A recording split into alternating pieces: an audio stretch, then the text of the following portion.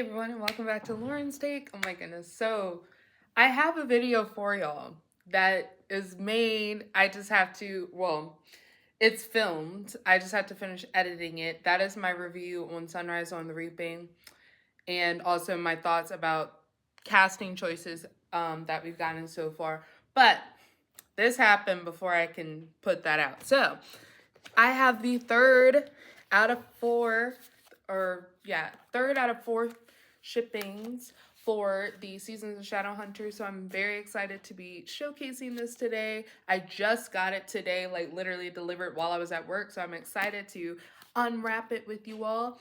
It's going to be a great time. Cannot wait. Let's get into it. Okay, so it always comes in this box. This is, I think it's the third unwrapping. I've done all of the unwrappings for the Seasons of Shadowhunters books, but this is the first time I think I'm doing it like right after I get it, which is exciting. Reminds me. It's a very dreary day where I'm from, you know. Okay, here we go. So gorgeous. Here we go. Let's unravel here. Careful of books. This is the new copy. Beautiful. Isn't she gorgeous? She's gorgeous. She's gorgeous. When you see him, you are seeing a memory, and memories are a gift. Oh my gosh. I'm so excited because this is the collection where there are multiple different little stories going on. So to remind you, the very first one that we got was Secrets of Blackthorn Hall, which was the book full of all of the different parts of the story that Cassandra was already putting out for people to read. And then, of course, she always ends up putting out the full copy of it.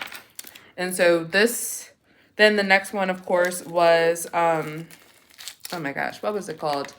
It was the Notable Shadowhunters and Downworlders and Denizens of Downworld book, which was basically like a encyclopedia of Shadowhunter characters. And this one, I'm pretty sure it's the story. This is the one with the novella about Matthew. So I cannot wait. And Cassie already told us that we're going to be getting a love story situation for our dear Matthew Fairchild, which I am extremely excited about. I cannot wait to read this. I am reading a book right now, but I'll probably put that series on pause and get into this. But let's just look at it. So we have 4 stories in here. Oh, and I forgot, in Fire Foretold, we also get a sneak peek too for Fire Foretold, which is the next series that Cassie is going to be putting out once she finishes with Wicked Power. So I'm excited about that as well. So we have A Sea Change, A Scandal at Undershaw, Windy Darling, and In Fire Foretold. Okay, so A Sea Change, I'm pretty sure. Yeah, this is the one about Matthew. And Cassie gave us a letter. Let's listen to what she said. I always knew that Matthew had more of a future after the end of Chain of Thorns. I mean, every character who survives has a future after the end of a series, but some I've thought about in more detail than others. Matthew's arc in Last Hours was always about healing and survival. Matthew had to find a way out of his addiction and his unhappiness before he could move past it and be healthy enough for all sorts of things, living his life into adulthood, becoming the person he'll eventually be, coping with the death of Christopher, and yes, finding reciprocal love, especially since so much of his story was about how he always fell in love with people who couldn't love him back because he wasn't yet ready to accept the real love he deserved.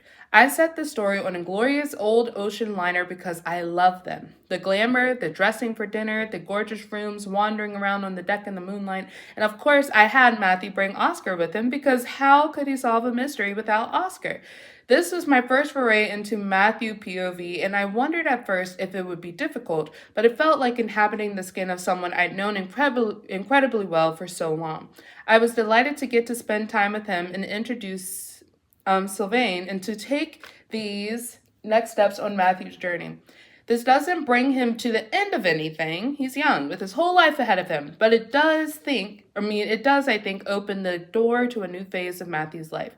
One that allows him to accept the grief and loss he's felt while also accepting that he deserves love and happiness. Enjoy XOXO Cassie.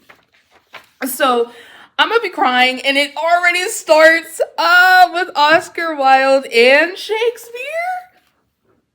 English major is excited over here. I cannot wait. I'm not gonna read any. I want to just kind of skip ahead to kind of see the other stories as well. All right, so this is a modernized, the next one, A Scandal at Undershaw, is actually a modernized version of Sherlock Holmes, which is kind of cool as well. Oh, there's our lovely ribbon. Okay, and then the next one. So then the next story, which is Wendy Darling, is connected to Peter Pan, which I was thinking, I was like, I'm pretty sure this has to do with Peter Pan. So this is essentially, so the idea of Peter Pan and Wendy and the Lost Boys wrenched out of their world and dropped into ours with no idea of their fictional mythical counterparts was fascinating. So she created a school for the Lost Boys and began developing a modern version of Wendy, who she wanted to put front and center in the story. All right, so this is fun. So she was like, it's more so an updated dark academia Peter Pan if she was trapped in the elevator with the studio executive and had to explain it in one sentence. LOL. This seems so much fun. I'm excited about this. I actually got to read Peter Pan officially, like the original story, back in junior year of college in my children's lit class, and I actually enjoyed it. It was really funny because it's, of course, I knew Disney definitely changed a lot, and all of the different adaptations that I've seen of Peter Pan, I knew that a lot of things were not directly correct, but it was really fun reading the story. But Peter Pan is a jerk. Can't stand that boy.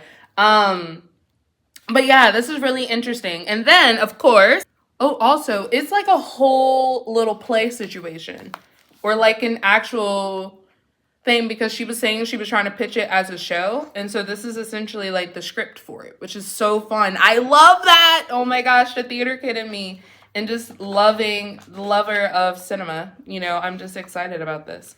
So anyway, so in Fireful Told, now this is going to be in the beginning to the whole fantasy series, because originally when she came up with it, she says it first took shape as a novella. So I'm excited to see what she has in store for us for it. I'm not going to read that part because that's something that's like, she's still really working on that.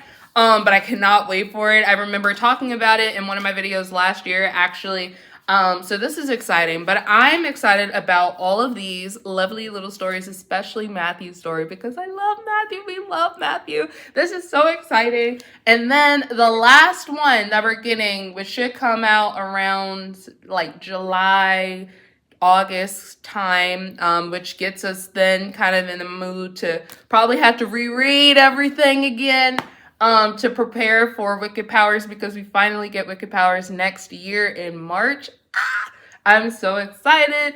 And Cassie has been putting out more information about that recently, so I'm excited to be, staying tuned to what she's going to be talking about. But I'm excited to get a novella for Matthew Fairchild, who I love dearly. But this is so beautiful, yes! Also, I wanted to show you the inside. Look at Matthew and Oscar. Ah! And then also, we gotta love the cover. The green of it all. I'm vibing. But doth suffer a sea change into something rich and strange. Oh, I love it. And then let's see what's at the back. Oh, so this must be more. Look at that. I'm excited.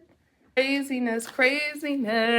All right, so that concludes this video, you all. Very quick one. I just wanted to share with you all the third shipment of Seasons of Shadowhunters. I've enjoyed talking about all of them with you. I'm sad that the fourth one is coming, Better in Black. I'm like excited because of course I want it. She's been hyping Better in Black up for a while now. So I can't wait for Better in Black, but I'm excited to start with Careful of Books. I'm going to be reading this again probably after I finish either the book that I'm on or the series that I'm on. After this book, I have 2 more books. It's the Throne of Glass series. So it's very good. I've really enjoyed it. I probably will give my full thoughts of the entire series once I finish reading. But yeah. But that pretty much sums up this video. So please give this video a big thumbs up. Don't give it a thumbs down. That's just rude. Also, subscribe to the channel if you're not subscribed already. But I shall see y'all in the next one. All right. Bye.